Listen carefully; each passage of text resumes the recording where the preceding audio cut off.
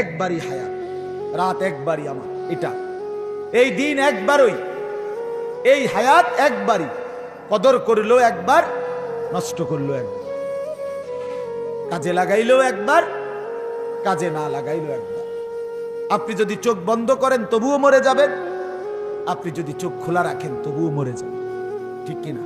আপনি যদি সুখে থাকেন তবুও মরে যাবেন, আপনি যদি দুঃখে থাকেন তাইলেও মরে যাবেন।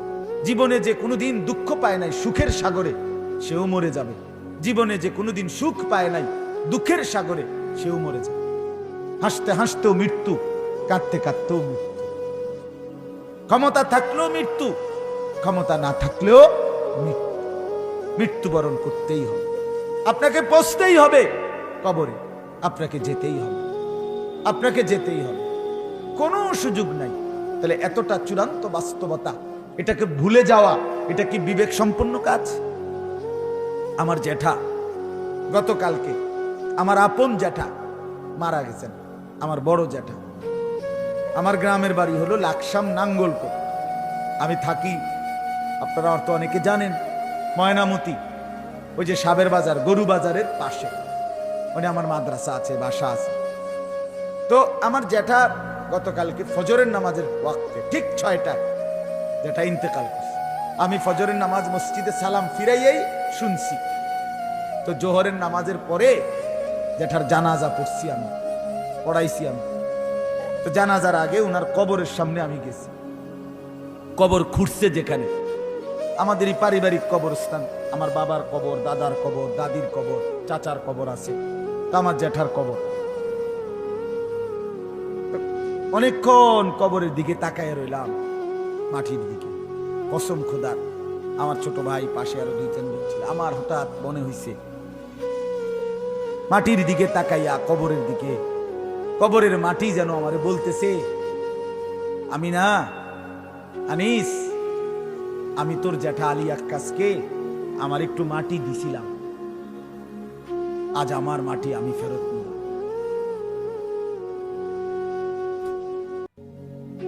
আমার মাটি আমি কি নিলাম?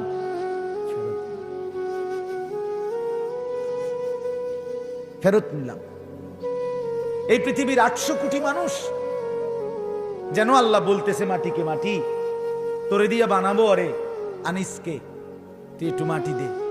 তো মাটি যেন বলছে, আল্লাহ নেন, তবে আমার মাটি আবার আমারে ফেরত দিয়ে।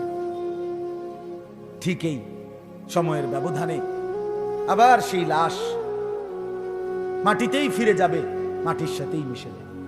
তার মানে মাটি, তার মাটি, এক ইঞ্চি মাটি এই পৃথিবীতে আমাদের জন্য যা মাটি দিছে, সেইটাকে আপনার সাথে রাখবে না, মাটি তার মাটিকে নিয়েই যাবে। ওয়াফিহা নুঈদুকুম, সেখানেই ফেরত যেতে হবে।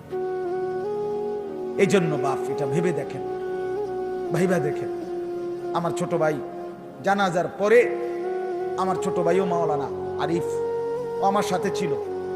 তো আমার দাদা দাদির কবর এদিক দিয়ে, মনে করেন এই দাদার কবর, দাদির কবর, এরপরে আমার একজন চাচার কবর, এরপরে আমার আব্বার কবর, এরপরে পায়ের নিচে দিয়ে কালকে আমার জ্যাঠার কবর দিছি এদিক দিয়ে। তা আমার ছোট ভাইটা কানতে কানতে করতেছে, ভাই দেখেন, দেখেন চিহ্নটা বা দৃশ্যটা দেখেন, দাদা দাদি, বাবা মা তাদের সন্তানকে আবার মাটির নিচে কোলের কাছে নিয়ে আসছে। মা বাপ যেন তার সন্তানকে আবার মাটির নিচে নিজের কোলের কাছে নিয়েই আবার ঘুমায় গেল। এখানে এই যে দাদা দাদি, এই যে চাচা মামা, আরে বাবা জ্যাঠা, তা আমাদেরকে ফিরতেই হবে।